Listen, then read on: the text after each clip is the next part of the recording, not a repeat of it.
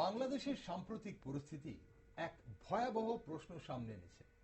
সাম্প্রদায়িক সহিংসতার ঢেউ কি 1971 সালের পাকিস্তানি দমন পীড়নের ছায়া বহন করছে? হিন্দু সম্প্রদায় যারা 71-এ বাংলাদেশকে ভালোবেসে সেই দেশে রয়ে গিয়েছিল, তারা কি আজ বিশ্বাস রাখতে পারছে রাষ্ট্রের ওপর? আজকের বাংলাদেশে সংখ্যালঘুদের, বিশেষ করে হিন্দু সম্প্রদায়ের জন্য নরক বাস হয়ে উঠেছে বলে মনে করছেন অনেকেই। নির্যাতনের দৃশ্যাবলী এতটাই দুর্বিষহ যে এটি আর ব্যক্তিগত হামলা নয়, বরং সনাতন সম্প্রদায়ের বিরুদ্ধে সংগঠিত প্যাটার্নে পরিণত হয়েছে।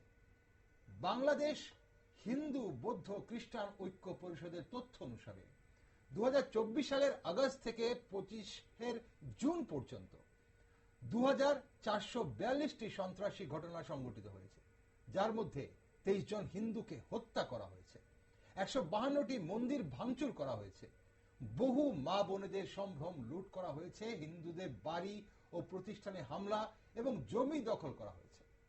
গত মাসেই কুমিল্লার মুরাদনগর উপজেলায় এক হিন্দু নারীকে ধর্ষণ করে অপরাধীরা ভিডিও করে সামাজিক মাধ্যমে ছড়িয়ে দেয়। ঢাকায় খিলক্ষেতের দুর্গা মন্দির গুড়িয়ে দেওয়া হয়।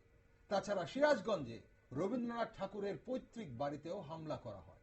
আসলে বাংলাদেশে হিন্দু সম্প্রদায়ের দিকে ধাপে ধাপে ছুড়ে দেওয়া এই সহিংসতা আজ কিন্তু ভিন্ন ইঙ্গিত করছে। দেশটির স্বাধীনতার 54 বছর পর একটা প্রশ্ন পুনরায় জনমানসে প্রতিধ্বনি হচ্ছে। হিন্দু সম্প্রদায়ের প্রতি চলমান সহিংসতা কি 1971 সালের জাতিগত নিধনের প্রতিচ্ছবি বহন করছে?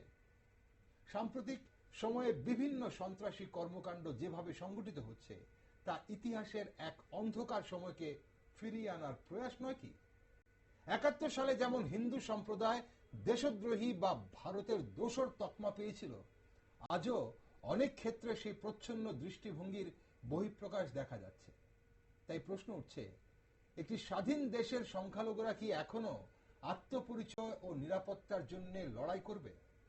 এতদিন পরও যদি হিন্দু সম্প্রদায়ের অস্তিত্ব প্রশ্নবিদ্ধ হয়, তাহলে স্বাধীনতা, ধর্মনিরপেক্ষতা ও মানবাধিকারের অঙ্গীকার কোথায় দাঁড়ায়? কি করছে বাংলাদেশ সরকার? নমস্কার, আমি দীপেন আর আপনারা দেখছেন নিউজ ভ্যানগার্ড। বাংলাদেশে কি 71-এর পুনরাবৃত্তি হচ্ছে, সেই বিষয়ে একটি বিশেষ টকশোতে আজ আমার সাথে রয়েছেন বিশিষ্ট শিক্ষাবিদ অধ্যক্ষ ডক্টর হারাধন সাহা, নমস্কার, এবং বিশিষ্ট শিক্ষাবিদ গৌতম মজুমদার, নমস্কার।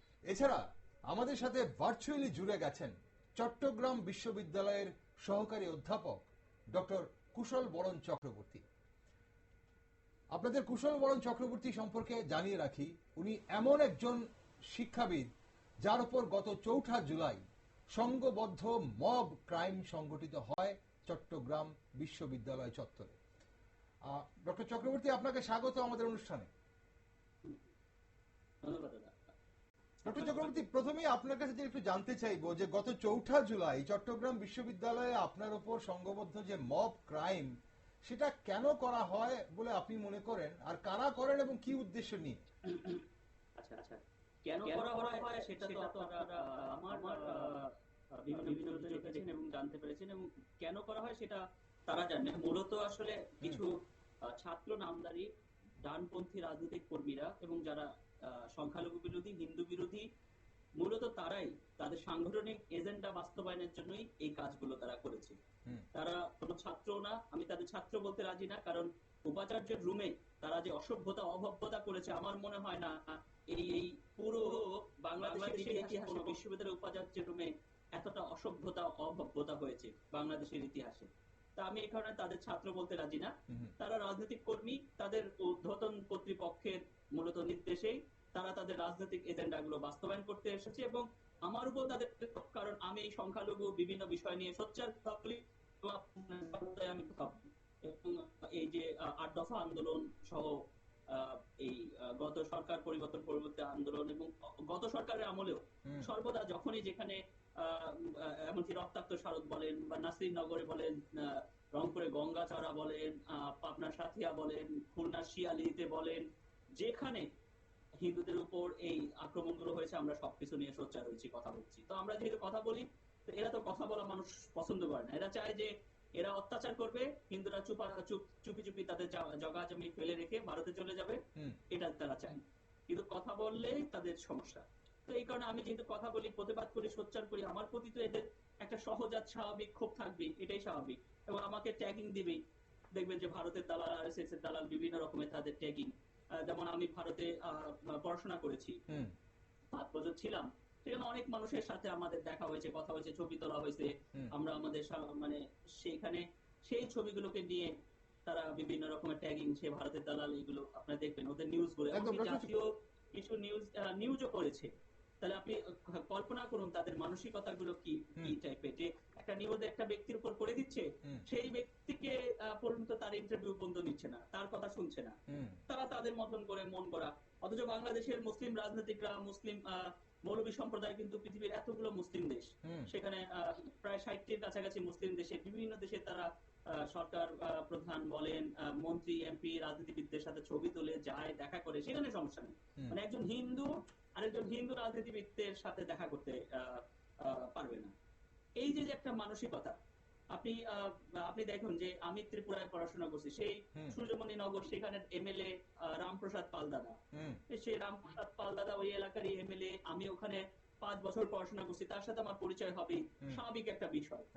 তো সেই জায়গায় তার ওই দেখেন যে ওদের যে প্রোপাগান্ডার মধ্যে এই ছবিটাও, যোগী আদিত্যনাথের সাথে ছবি, রামপ্রসাদ দার সাথে ছবি, এগুলো নিয়ে বিভিন্ন রকমের প্রোপাগান্ডা গুলো ডক্টর চক্রবর্তী, আপনার উপর এই যে ক্রাইম সংগঠিত হবার পর বিশ্বের বিভিন্ন প্রান্ত থেকে তো নিন্দা ও প্রতিবাদের ঝড় উঠছে, সেটা আমরা দেখছি, আমরা সেটা ফলো করছি। এখন প্রশ্ন হচ্ছে যে বিশ্ববিদ্যালয় কর্তৃপক্ষ এবং স্থানীয় প্রশাসন কি ধরনের পদক্ষেপ নিয়েছে?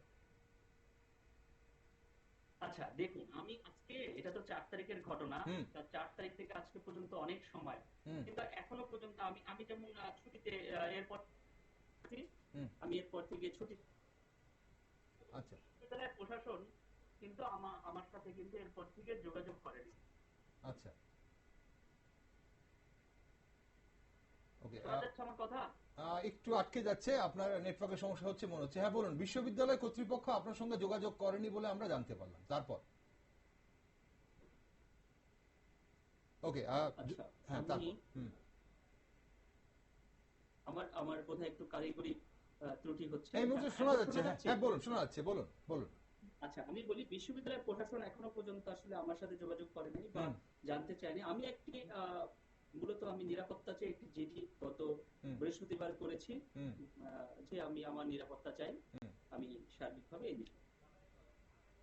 ওকে, তো স্থানীয় প্রশাসন আপনাকে, মানে এই যারা মবে ছিল, সেই মবে তাদের মধ্যে কাউকে গ্রেফতার করেছে বা কোনো কিছু, কোনো ধরনের? এটা গ্রেফতার কি করবে, তারা তো, এটা তো দৃশ্যমান ভিডিওতেই আপনারা দেখেছেন। আপনি বিশ্ববিদ্যালয়ের মধ্যে এই যে দেখুন, আমার নামে বলে আমি নাকি হত্যা মামলার আসামি। আপনি চিন্তা করুন, একজন ব্যক্তির নামে এরা জলজান্ত মানুষকে মৃত বানিয়ে দিতে পারে, এরা মৃত মানুষকে জীবিত বানিয়ে ফেলতে পারে, এরা কি টাইপের। আপনি দেখুন, আমি নাকি ওই আলী, আপনি জানেন যে চট্টগ্রামে আলী হত্যা হয়, এবং সেই সময় আমি ওর আগের দিনই শাহবাগে যখন আমি সাংবাদিকদের সাথে কথা বলছিলাম, তখনই কিন্তু শাহবাগে, আপনি চিন্ময়বাবু গ্রেফতার পরবর্তী শাহবাগে আমরা যখন সাংবাদিকদের সাথে কথা বলছিলাম, সেই সময় আমার উপর হামলা হয়, এবং ওর পরে কিন্তু আমি প্রায় ধরেন 10-12 দিন আমি মেডিকেল লিভে ছিলাম, এবং প্রায় 15 দিন পরে আমি এসা জয়েন করি। তা আমি এই মেডিকেল লিভে ছিলাম, এই পুরো সময়টা আমি ছিলামই না।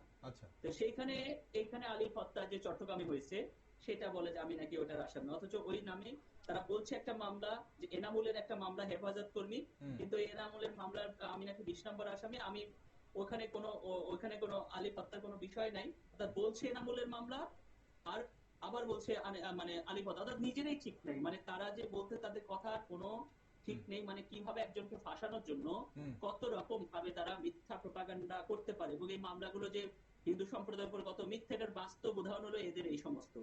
এগুলোকে যখন প্রশ্রয় দিচ্ছে, তো এগুলো তো আজকে আমি ভিকটিম হয়েছি, আগামীতে সংখ্যাগরিষ্ঠ জনগোষ্ঠীর যে শিক্ষকেরা, তারা যদি চুপচাপ থাকে, তারা ভিকটিম হবে, আমি হয়তো ভিকটিম হলাম। হ্যাঁ, তো সাধারণত এই সমস্ত ভিকটিম হলে মানুষ কি কথা বলে না, আমার জন্য তাদের কি আমি কথা বলি, কথা বলছি দেখে এই যে কথা বলাই তাদের জন্য মস্ত বড়, যে আমার আমার নামে যে প্রপাগান্ডা গুলো তারা সাজিয়েছে, কেন সাজিয়েছে? কারণ আমি কথা বলি। না কারণ তারা তাহলে কথা তাহলে বলতে ডক্টর চক্রবর্তী, আমরা কি ধরে নেব যে বাংলাদেশে এই মুহূর্তে কোনো জনগণেরই বাক স্বাধীনতা নেই, নাকি শুধু সংখ্যালঘুদের বাক স্বাধীনতা নেই? দেখুন, আমি কোন জনগণের আর কি বলবো, বাংলাদেশের আমি আমি আমি আমার নিজেকে নিয়ে আমি চাই সংখ্যালঘুদের যে অবস্থা, হুম আমি আমার নিজের নিজের আমার তো ভাই, আমার তো দাদা, আমার তো বাক স্বাধীনতা নাই। আমি আমি তো সোচ্চার হয়ে সব কথাগুলো বলতে পারছি না। এখন কার আছে আমি তো জানি না, হুম আমার নাই, আমি সেটা বলতে পারি।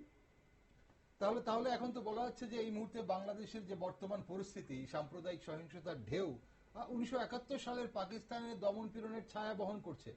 এটাতে আপনি কি মনে দেখুন করেন, দাদা, অনেকে এগুলো বলছেন। আমি এটা যদি দেখুন, আপনি যদি এটা আমার দেশের মিডিয়া হইতো আমি হুম অনেক কথা বলতাম, হুম কিন্তু এটা যেহেতু একটা অন্য দেশের, আমি এই কারণে এগুলো বলবো না। কিন্তু আমি আমার দেশের হুম মিডিয়া হলেই কথাগুলোর যে জবাবগুলো ছিল সেগুলো দিতাম। ওকে, তাহলে ডক্টর চক্রবর্তী, একটা শেষ প্রশ্ন আপনার কাছে। এই মুহূর্তে বাংলাদেশের সংখ্যালঘুদের ওপর যা হচ্ছে তা তো আমরা দেখছি, গোটা বিশ্ব দেখছে। এখন সংখ্যালঘুদের ওপর যেভাবে দমন পীড়ন চলছে এবং সংখ্যালঘুদের বিভিন্নভাবে সন্ত্রাসের শিকার করা হচ্ছে এবং টার্গেট করা হচ্ছে হিন্দুদের বিশেষ করে, সেটা আমরা আহ, সেই 71-এর ছায়ে আমরা দেখতে পাচ্ছি। তবে আপনার কি মনে হয়, যে পরিস্থিতির মধ্যে আপনারা রয়েছেন, সেখানে মব জাস্টিস হোক কিংবা মব ক্রাইম হোক কিংবা ব্যক্তিগতভাবে আক্রমণ, খুন, ধর্ষণ যা যা হচ্ছে, বাংলাদেশের সংখ্যালঘুদের ভবিষ্যৎ কি দেখছেন আপনি? দেখুন, সংখ্যালঘুদের ভবিষ্যৎ, এইটা আমি বলবো যে আমাদের আহ, লড়াই সংগ্রাম করেই বাঁচতে হবে। আজকে আমরা দেখুন, আমাদের ছোটবেলায় আমরা দেখেছি বাংলাদেশে হিন্দুর জনসংখ্যা সরকারিভাবে 12-13%। হুম আজকে আমাদের, আমরা এতটুকুন বড় হতে হতে আমরা এখন দেখছি আমাদের সংখ্যা 7%। মানে আমরা যা দেখেছি ছোটবেলায় তার অর্ধেক। হুম এভাবে চলতে থাকলে, এভাবে যদি একটা কি বলবো যে নিষ্ঠুর ভাবে যে হিন্দু শূন্য হচ্ছে, না দেখার ভান করে যদি বসে থাকে, তাহলে আগামীতে দেখবেন 1% হয়ে থাকবে এবং 1%ই সর্বদা থাকবে পাকিস্তানের মতো। হুম কারণ 1-এর নিচে নিলে পরে এটা বেশি দৃষ্টিকটু হয়ে যায়। তো এরকম একটা বিষয়, তাহলে একটা দেশে সংখ্যালঘুরা এইভাবে সংখ্যালঘু শূন্য হয়ে যাচ্ছে, আমি মনে করি সেই জায়গায় আমাদের আসলে এই বিষয়টা নিয়ে আমাদের কথা বলা উচিত। বাঙালি হিন্দু, বাঙালি হিন্দুর উচিত যে আমরা কথা বলা, না হলে এই বাঙালি দেখুন এখানে এই অর্থাৎ যেভাবে আমাদের সংখ্যা কমে যাচ্ছে, আমাদের হুম আগামীতে হয়তো আমরা এই যে সেই আবুল বারাকাত স্যার গবেষণা করে দেখেছেন যে আগামীতে হিন্দু শূন্য হয়ে যাবে। হুম সেই আবুল বারাকাত স্যার যিনি রিসার্চের মাধ্যমে পুরো বিষয়গুলো দেখিয়েছেন, তিনি অর্পিত সম্পত্তি মাধ্যমে কিভাবে হাজার হাজার একর হিন্দু সম্পত্তি দখল রয়েছে, যিনি গবেষণার মাধ্যমে দেখিয়েছেন, হুম তাকেও গ্রেফতার করা গ্রেফতার হয়েছে, করা আপনি হয়েছে জানেন একদম। গত দুদিন হুম আগে। হুম হ্যাঁ, তো এখন এই যে অবস্থাটা, সেই অবস্থাটাতে আমি মনে করি যে আমাদের কথা বলা উচিত, বিশেষ করে বাংলাদেশে আমরা যারা আছি, এবং কথা বলে একটা মানে আমরা চাই যে আমি, যেমন আমি ক্ষত বিক্ষত, হুম আমি ক্ষুধার্ত, আমার পেটে খাবার চাই। হুম আমি তো, আপনি রাজ সিংহাসনে বসে আছেন, আপনি চেয়ারে বসে, আমি তো আপনার সমপর্যায়ের মর্যাদা চাই না। আমি আমি জানি আমি সেটা পাবো না, হুম কিন্তু আমাকে অ্যাটলিস্ট আপনার পাশে সেই মাটিতে সালাতে অন্তত বসতে দেন, হুম যে মাটির উপর ছালাতে অন্তত আমি বসতে চাই। কিন্তু আপনার ওই পাশের রাজ সিংহাসন চাই না। আমি জানি আমি আমি দেশের এই যে আপনি মানে সেগুলোতে আমি আপনার সমপর্যায়ে না। হুম এবং আপনি ওই দিন যখন আমার উপর মত করতেছিল, আমার তখন উপলব্ধি হচ্ছিল যে একটা রাষ্ট্রের একটা টোকাইয়ের যতটুকু সম্মান আছে, আমি বিশ্ববিদ্যালয়ের শিক্ষক, বাংলাদেশের দ্বিতীয় বৃহত্তম এই বিশ্ববিদ্যালয়ের শিক্ষক, আমারও সেই সম্মান নাই যতটুকু একটা টোকাইয়ের সম্মান আছে। এটা আমার মনে হচ্ছিল ওই দিন, মানে আমার চোখে জল চলে আসতেছিল, হুম মানে বারবার কোনো মতে চোখের জল সংবরণ করতেছিলাম। ওকে, অসংখ্য ধন্যবাদ ডক্টর চক্রবর্তী আমাদের সঙ্গে থাকার জন্য। আপনি নিরাপদ থাকবেন, সেফ থাকবেন, সতর্ক থাকবেন, আপনারা এটাই আমরা আশা করি। তবে ভালো থাকবেন, সেটাই আমরা চাই, ভগবানের কাছে সেটাই আমরা চাইব। ধন্যবাদ সঙ্গে থাকার জন্য। আজ কথা বলা উচিত, বাঙালি হিন্দুদের জন্য কথা বলা উচিত, এমনটাই বলছিলেন শেষ কথা যারা আজ আমাদের সঙ্গে স্টুডিওতে রয়েছেন। আপনাদের দর্শক বন্ধুরা জানিয়ে রাখি, আমরা আজ বাঙালি এবং বিশেষ করে হিন্দু সম্প্রদায়ের উপর যেভাবে বাংলাদেশে মাটিতে এই মুহূর্তে নির্যাতন চলছে, তো তাদের উপর যেভাবে টার্গেট করা হচ্ছে হিন্দু সম্প্রদায়কে, তা নিয়ে একটি বিশেষ টকশোতে আমরা এতক্ষণ কথা বলছিলাম ডক্টর কুশল বরণ চক্রবর্তী, যিনি সহকারী অধ্যাপক চট্টগ্রাম বিশ্ববিদ্যালয়, এবং উনি বললেন ওনার সঙ্গে কি হয়েছে। হারাদুল স্যার, এই যে কি মনে করেন যে বাংলাদেশের সংবিধানে ধর্ম নিরপেক্ষতা থাকা সত্ত্বেও হিন্দু সম্প্রদায় বারবার টার্গেট হয়েছে এবং এখনো হচ্ছে। এখন এর পেছনে দেশটিকে মুসলিম রাষ্ট্র করার জন্য সুপরিকল্পিত কোনো ষড়যন্ত্র আছে বলে কি মনে করেন? মানে ধর্মীয় সংখ্যালঘু হিসেবে হিন্দুদের ভবিষ্যতে বাংলাদেশ কোথায় দেখছেন? এই যে বলছে 1% নিয়ে যাওয়ার সম্ভাবনা আছে। নমস্কার।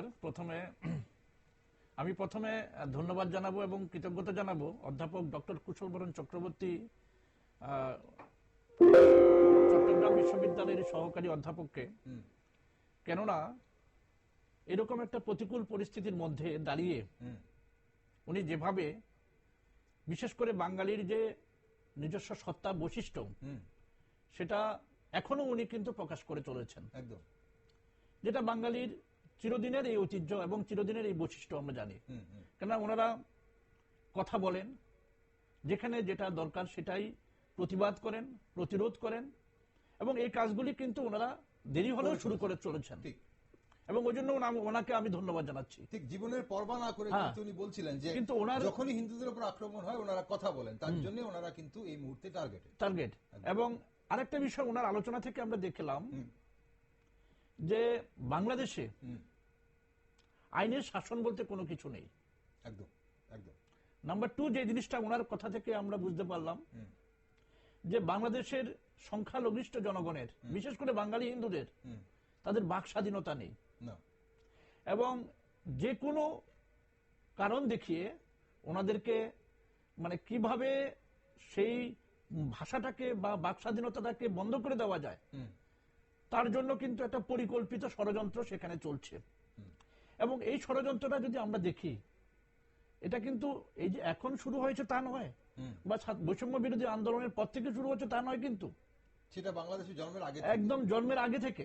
আপনি যদি দেখুন, মানে সে মুক্তিযুদ্ধের আগেও যখন ভারত স্বাধীন হলো বা দ্বিজাতি তত্ত্বের ভিত্তিতে দেশ ভাগ হলো, পাকিস্তান তার দুটো পার্ট, পূর্ব পাকিস্তান, পশ্চিম পাকিস্তান, এবং সেই দুটা মানে পূর্ব পাকিস্তান এবং পশ্চিম পাকিস্তানের মধ্যে দেখবেন সেখানে বিভিন্ন দিক দিয়ে, ভৌগোলিক বলুন আর বিভিন্ন দিক দিয়ে একটা পার্থক্য ছিল। যার কারণে কি হলো, যেখানে সংখ্যাগরিষ্ঠ জনগণ যারা বাংলা ভাষায় কথা বলতো তাদের উপর পশ্চিম পাকিস্তানের লোকরা কিন্তু এটা চাপিয়ে দেওয়ার প্রবণতা ছিল। এবং যেটা উর্দু ভাষাকে কেন্দ্র করে বা বাংলা ভাষা, মানে সেখানে যখন রাষ্ট্রভাষা করার জন্য বাংলা বিদ্বেষ হিসাবে, এবং সেখান থেকে যদি আমরা আসি দেখবেন, এবং 1960-এর দশকে যখন স্বাধীনতা সংগ্রাম শুরু করলেন তখন বঙ্গবন্ধু শেখ মুজিবুর রহমান নেতৃত্বে, এবং তখন কি হলো, তাদের বিরুদ্ধে বিভিন্ন রকমের আইনের ধারা দিয়ে তাদেরকে গ্রেপ্তার বরণ করা শুরু করলো। এবং 70-এর দশকে দেখবেন 1970 সালে ডিসেম্বর মাসে যখন বাংলাদেশে যখন সাধারণ নির্বাচন হয়, সেই নির্বাচনে কি দেখলাম আমরা, সেখানেও আমরা দেখলাম আপনার 1970 সালে যে সাধারণ নির্বাচন, পূর্ব পাকিস্তান যেখানে সংখ্যা লঘিষ্ঠ জনগণ বিশেষ করে বাঙালি বাস করতো, সেখানে 162টা সিটের মধ্যে 160টা সিট কিন্তু সেখানে কে পেয়েছিল? আওয়ামী লীগের নেতৃত্বাধীন সরকার। আর পশ্চিম পাকিস্তানে কি ছিল? 140টা সিটের মধ্যে 81টা সিট হয়তো ওই যে পিপলস পার্টি ভুট্টোর জেদ ওনারা পেয়েছিলেন। এবং যার ফলে কি হয়েছে, পাকিস্তানে যখন সাধারণ জনগণের যে আওয়ামী লীগের নেতৃত্বাধীন যখন সরকার তৈরি হবে, তখন রাষ্ট্রপতি সেখানে সেই মানে অধিবেশন বন্ধ করে দিলেন। তখন থেকে শুরু হলো কি হলো, আওয়ামী লীগের নেতৃত্বাধীন একটা সরকার স্বাধীনতার জন্য একটা মুক্তিযুদ্ধের শুরু হলো। এবং এই মুক্তিযুদ্ধে যখন শুরু হলো তখন দেখবেন পাকিস্তানের রাজাকার বাহিনী এবং পাকিস্তানের সেনাবাহিনী, পুলিশ নির্মম ভাবে হত্যা করেছে, অত্যাচার করেছে সংখ্যালঘিষ্ঠ জনগণের উপর। এবং সেই যে শুরু হয়েছিল সেটা কিন্তু দিন দিন এটা কিন্তু বন্ধ হয়নি যখন যে সরকারই ছিল। কিন্তু এই মৌলবাদীরা বিশেষ করে মক্তব মাদ্রাসাগুলোতে পাঠরত কিছু মানে মানে লোক যারা ছিলেন মৌলবাদীরা, তারা কিন্তু মানে ধারাবাহিক ভাবে কখনো হয়তো কম কখনো বেশি এই ষড়যন্ত্রটা কিন্তু তারা করে চলেছিলেন। এবং সেই দমন-পীড়নের ছায়াই এখন বর্তমানে এখন চলছে। এবং আমি কুশল বরণ চক্রবর্তী স্যারের বক্তব্যগুলি যখন শুনছিলাম, একটা সভ্য সমাজে এভাবে একজন অধ্যাপককে মানে প্রকাশ্য দিবালোকে হেনস্থা, আক্রমণ এবং মব ক্রাইম করা হচ্ছে। এবং আরেকটা বিষয়, উনি যে জায়গাতে কর্মস্থল, ওনার কথা অনুসারে দেখলাম আজও পর্যন্ত ওনার এই বিষয়টা নিয়ে ওনাদের কোনো ভূমিকা নেই, যোগাযোগ করাই হয়, যোগাযোগ করা হয়, ছুটিতে রয়েছেন এবং ওনার সাথে বিশ্ববিদ্যালয় কর্তৃপক্ষ যোগাযোগই করে, যোগাযোগই করেনি। আজকে কুশল বরণ চক্রবর্তীর উপর করা হচ্ছে, কালকে হয়তো আরেকজনের উপর হবে, সংখ্যালঘিষ্ঠদের উপরে অত্যাচার হচ্ছে, এটা তো 100% সত্য। সংখ্যাগুরুদের উপরও হবে, সংখ্যাগুরুদের উপর হচ্ছে। আপনি যদি শিক্ষকদের শিক্ষক নয়, মানে আরেকটা পরিসংখ্যান দেখুন আপনি পাশাপাশি, সাম্প্রতিক কালে বাংলাদেশে বিভিন্ন রাজনৈতিক দলগুলোকে রাজ সিংহাসনের জন্য দিকে তাকিয়ে যখন তাদের মধ্যে ক্ষমতার জন্য দৌড়াদৌড়ি শুরু হয়েছে, ইন্ট্রা কনফ্লিক্ট, দলের মধ্যে দ্বন্দ্ব শুরু হয়েছে, এবং সেখানে কত লোক খুন হয়েছে দেখুন, বিভিন্নভাবে এবং সেখানে আপনার এই যে আমাদের বিএনপির দলের মধ্যেও হচ্ছে, বিএনপির সঙ্গে আওয়ামী লীগের হচ্ছে, তাদের মধ্যে শুরু হয়েছে। সুতরাং এই যে অরাজকতা, এই যে খুন, এই যে সন্ত্রাস, এগুলি কিন্তু ধারাবাহিকভাবে বাংলাদেশে করে চলছে। কেন? উদ্দেশ্য হচ্ছে একটাই, সেটা হচ্ছে তাদের যে মূল এজেন্ডা, ওই এজেন্ডার মধ্যে নিয়ে যাওয়া এবং সকলের বাক স্বাধীনতাকে বন্ধ করে দেওয়া। বাংলাদেশকে বাংলাদেশ থাকতে দেওয়া হবে কিনা তা নিয়েও কিন্তু সন্দেহ করছেন অনেকেই। ৭১ সালে পাকিস্তানি বাহিনীর লক্ষ্য ছিল ধর্মীয় পরিচয়ের ভিত্তিতে একটি পরিষ্কার মুসলিম রাষ্ট্র প্রতিষ্ঠা করা। ঠিক আজকের সময়ে বাংলাদেশে যে হামলাগুলো হিন্দুদের উপর হচ্ছে, তা হয় সম্পত্তির দখলের উদ্দেশ্যে, নয়তো ধর্মীয় অসহিষ্ণুতার ফলাফল, কিংবা রাজনৈতিক অস্থিরতার সুযোগে বিভাজন তৈরি করার কৌশল। এগুলো বিচ্ছিন্ন ঘটনা নয়, বরং অনেক ক্ষেত্রেই একটি সুপরিকল্পিতভাবে নিপীড়নের ধারাবাহিকতা, যেখানে রাষ্ট্র নির্বিকার অথবা নিষ্ক্রিয়। এবং এই পরিবেশ সৃষ্টি করছে ভয় ও নিরাপত্তাহীনতা, যে পরিবেশ ছিল ১৯৭১ সালের মুক্তিযুদ্ধের আগের সময়। আমাদের সঙ্গে গৌতম স্যার রয়েছেন। স্যার, আপনার কি মনে হয় ১৯৭১ সালে হিন্দুদের লক্ষ্যবস্তু করা হয়েছিল পাকিস্তানি রাষ্ট্রযন্ত্রের অংশ হিসেবে, কিন্তু তারপর তো বাংলাদেশ একটি ধর্মনিরপেক্ষ রাষ্ট্র হিসেবে মানে নিজেকে প্রমাণ দেয়। এখন তাহলে কি সহিংসতা প্রমাণ করে যে আজকের প্রজন্ম ৭১-এর চেতনার বাস্তবতা জানে না, বা আজকে যারা বাংলাদেশে রয়েছে তারা কি ৭১-এর বাস্তবতা জানে না? আসলে আমাদের লজ্জা হয়, আমাদের পূর্বপুরুষরাও বাংলাদেশে ছিল। আর এই যে আজকে যেটা আমরা বাংলাদেশ বলছি, সেটা তো আমাদের ভারতবর্ষের অখণ্ড ভারতের একটা অংশ ছিল। সেই হিসাবে আমাদেরও দায়িত্ব রয়েছে, এবং আমাদের লজ্জা হয় যে আমাদের পূর্বপুরুষরা ওই দেশের থেকে এখানে এসছে, এবং এখনো আমাদের অনেকেই আত্মীয় স্বজনরা রয়েছে বাংলাদেশে। এই যে ৭১-এর যেটা, এটা তো ৭১টা একটা পার্টিকুলার ওই টাইমটাতে একটা আন্দোলনের পরিপ্রেক্ষিতে দেশটাকে সার্বভৌম স্বাধীন রাষ্ট্র হিসাবে ঘোষণা করা হয়েছে, অফিসিয়াল, জাতিসংঘ যেটাকে করেছে। কিন্তু তার আগে আসলে এটা এই যে দ্বিজাতি তত্ত্বের ভিত্তিতে, যেটা একটু আগে হারাধন বাবু বলেছিল, এই যে দ্বিজাতি তত্ত্বের ভিত্তিতে যখন দেশটা স্বাধীন হলো, পাকিস্তান, পূর্ব পাকিস্তান, পশ্চিম পাকিস্তান, দূরত্ব কিন্তু একটার সঙ্গে একটা জিওগ্রাফিক্যালি প্রায় ২০০০ কিলোমিটার, এবং এটার ভাষাগত, শিক্ষাগত, সংস্কৃতিগত, খাওয়া দাওয়া, চলাফেরা কোনো কিছুর সঙ্গে ওই কোনো কিছুই মিল ছিল না, শুধু একমাত্র ধর্ম ছাড়া, শুধু একটা মাত্র ধর্মের ভিত্তিতে আমাদের দেশটা ভাগ হয়েছে, সেটা হলো বাংলাদেশ, পূর্ব পাকিস্তান আর পশ্চিম পাকিস্তান। তাহলে এবং যখন পূর্ব পাকিস্তানটা ডিক্লেয়ার হয়, তখন কিন্তু ওই দেশের লোক সংখ্যা ছিল ৪ কোটি। পূর্ব পাকিস্তান থেকে পশ্চিম পাকিস্তানের লোক সংখ্যা ছিল মাত্র ২ কোটি। কিন্তু তখন ওই যে ভাগের মধ্যেও কিন্তু বাঙালিদেরকে কিভাবে দমিয়ে সারা পৃথিবী জোড়া চলছে, তার একটা অংশ হলো বর্তমান বাংলাদেশ। ঠিক, আমরা তাহলে বাংলাদেশের এখানে এই যে সাম্প্রতিক যে ঘটনাবলীগুলো দেখছি, এবং তাতে দুটো জিনিস মাথায় আসছে। একটা কথা বলছি এখানে, যে মাত্র ১৩ দিনে ১৯৭১ সালে মাত্র ১৩ দিনে বাংলাদেশকে স্বাধীন করে দিয়েছে ইন্ডিয়া। যখন ভারতবর্ষের উপরে বোমা ফেললো এয়ারপোর্ট গুলোতে, প্রায় ১৩টা বোমা এট এ টাইম পড়লো, সঙ্গে সঙ্গে ভারতবর্ষ যুদ্ধ ডিক্লেয়ার দিল যে আমরা যুদ্ধ করবো। এতদিন কিন্তু যুদ্ধ হয়নি, দীর্ঘ প্রায় ১ বছর কিন্তু বাংলাদেশে এগুলো চলছিল এই ভাষা নিয়ে। তাহলে ওই যুদ্ধটা করার পরে মাত্র ১৩ দিন। কিছুদিন আগে আমরা দেখেছি পাকিস্তানের সঙ্গে যুদ্ধ হয়েছে মাত্র ৪ দিন। তাহলে ওরা তারপরেও জানে সবকিছু, এরা ইচ্ছা করে করছে। আসলে ওদের টার্গেটটা কিন্তু যুদ্ধ টুদ্ধ কিছু নেই, শুধু বিদেশ থেকে কিছু টাকা আনবে, আমি গরিব হয়ে গেছি, আমার কাছে কিছু নেই, যুদ্ধ করে করে আমার ধ্বংস, অর্থনীতিটাতে ওদের কিছু নেই। আর যা করে হিন্দুরাই কিন্তু, এখনো বাংলাদেশের হিন্দুরাই কিন্তু সমস্ত বিজনেস টিজনেস নিয়ে সবকিছুতে একটা বড় অংশ। আপনি বলছেন যে হিন্দু বিতরণ মূল উদ্দেশ্য, হিন্দু বিতরণ করতেই হবে, হিন্দুরা আসতে পারবে না। হিন্দুদের এখানে হিন্দু এবং তার মধ্যে বাংলা ভাষা, মানে আমরা যদি এখন পাকিস্তানের, যেহেতু পাকিস্তানের দোসর এই মুহূর্তে বাংলাদেশ, তাহলে সেখানে আমরা বলতেই পারি যে হিন্দুদের উপর যেমন নির্যাতন হচ্ছে, ঠিক বাংলা ভাষার উপরে কিন্তু একটা বিরাট বড় আক্রমণ নেমে আসে, যার জন্য কবিগুরু রবীন্দ্রনাথ ঠাকুরের পৈতৃক ভিটাও কিন্তু আক্রমণ হচ্ছে। ওকে, আমরা সেই বিষয় নিয়ে কথা বলবো। আর একটা ছোট্ট প্রশ্ন, এই যে হিন্দু সমাজের মধ্যে ভয় বা আত্মগোপন বা দেশত্যাগের যে প্রবণতা বাড়ছে, এই মনোভাব কি ধরনের মানে দীর্ঘমেয়াদী প্রভাব ফেলবে বলে মনে করেন আপনারা? মানে খুব ছোট্ট করে, আমরা তারপর একটা অন্য বিষয়ে ঢুকবো। না দেখুন, অবশ্যই, কেননা আপনার এই যে মানে বাঙালিদের উপর যে অত্যাচার, তার বিরুদ্ধে যে প্রতিবাদ বা তার বিরুদ্ধে যে একটা সচেতনতা, এটা দীর্ঘ সময় যাবত, আজকে কুশল বরণ চক্রবর্তী স্যারের দিকে তাকান, উনি যে কথাগুলি বললেন, এরকম আক্রমণ হওয়ার পরেও ওনার কিন্তু মুখের ভাষা কিন্তু বা প্রতিবাদের ভাষা কিন্তু ঠিক সম পরিমাণে রয়ে গেছে এবং আরো তীব্র হচ্ছে। সুতরাং এই তীব্রতা যত বাড়বে তত সংঘবদ্ধ হবে এবং এই সংঘবদ্ধতাই বা প্রতিরোধ না হলে পরে এটা কিন্তু বন্ধ করা যাবে না। আর আমাদের এখান থেকে মনে করুন, আমরা যারা এখান থেকে মানে চিরাচরিত ভাবে তাদের পাশে ছিলাম, আমরা এখনো পাশে আছি। একদম প্রতিবাদ করতে হবে, প্রতিবাদ চালিয়ে যেতে হবে, একদম প্রতিবাদ করতে হবে, প্রতিবাদ চালিয়ে যেতে হবে। আর আরেকটা জিনিস হলো কি, আজকে বাংলাদেশ বাংলাভাষী এবং হিন্দুরা আজকে কিন্তু ঘুরে দাঁড়িয়েছে এবং ওরা কোনো অবস্থাতে ছাড়বে না। এইটাই বোধহয় মানে যারা মোল্লাবাদ, যারা সেই সন্ত্রাসবাদের কাজ করছে, ওরা বোধহয় একটা জায়গায় ভুল করছে।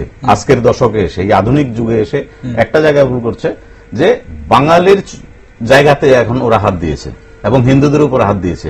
এবার প্রতিবাদ হবেই। আজকে আমরা একটু আগে যে প্রফেসর যিনি বলছিলেন বাংলাদেশ থেকে, ওনার কথায় এবং বিভিন্ন মাধ্যমে, আজকাল তো সোশ্যাল মিডিয়া অ্যাক্টিভ, সোশ্যাল মিডিয়াতে বিভিন্ন সময় দেখছি হিন্দুরা কিন্তু জাগরণ হচ্ছে, ওরা বলছে আমরা আর পালাবো না। এই যে পালাবো না বলছে, তার মানে ওদের ধ্বংস। আজকে যারা এগুলো করছে, যে দীর্ঘ প্রায় স্বাধীনতার পরে, প্রায় 50 বছর পরে, মানে বাংলাদেশ স্বাধীন এত বছর পর্যন্ত ওরা কিন্তু এই অত্যাচার কিন্তু করে করে করে করে, একটু আগে যেটা কুশল বাবু বলেছেন যে প্রায় 50% কমে গেছে। আর কিন্তু এই যে 7% এসছে, ওরা রিসার্চ করে দেখেছে হয়তো 1% এসে দাঁড়াবে, তবে মনে হয় না আর 1% আসবে, এটা কিন্তু বৃদ্ধি হবে। ওই দিনও এসে দাঁড়াচ্ছে এবং সারা পৃথিবী কিন্তু এটার বিরুদ্ধে লেগে গেছে, যার রেজাল্ট আমরা 1971 সালের পরিস্থিতি কিন্তু এই 2025-এ নেই। 2025-এ আপনার গলিতে কি হচ্ছে তা কিন্তু গোটা বিশ্ব জানে, এখন জানে, গোটা বিশ্বের কাছে খবর রয়েছে। অসংখ্য ধন্যবাদ আপনাদের দুজনকে এই বিষয়ে কথা বলার জন্য। স্বাধীনতা মানেই কেবল পতাকা নয়, বরং সকল নাগরিকদের নিরাপত্তা ও সম্মানের নিশ্চয়তা। বাংলাদেশে হিন্দু সম্প্রদায়ের ওপর বারবার আঘাত শুধু একটি গোষ্ঠীর নয়, বরং গোটা জাতির মানবিক ব্যর্থতা। বিগত 11 মাসে হিন্দু সম্প্রদায়ের বিরুদ্ধে 2400-র বেশি নির্যাতনের ঘটনা যেন 71-এর সেই নিপীড়নের দিনগুলোর পুনরাবৃত্তি।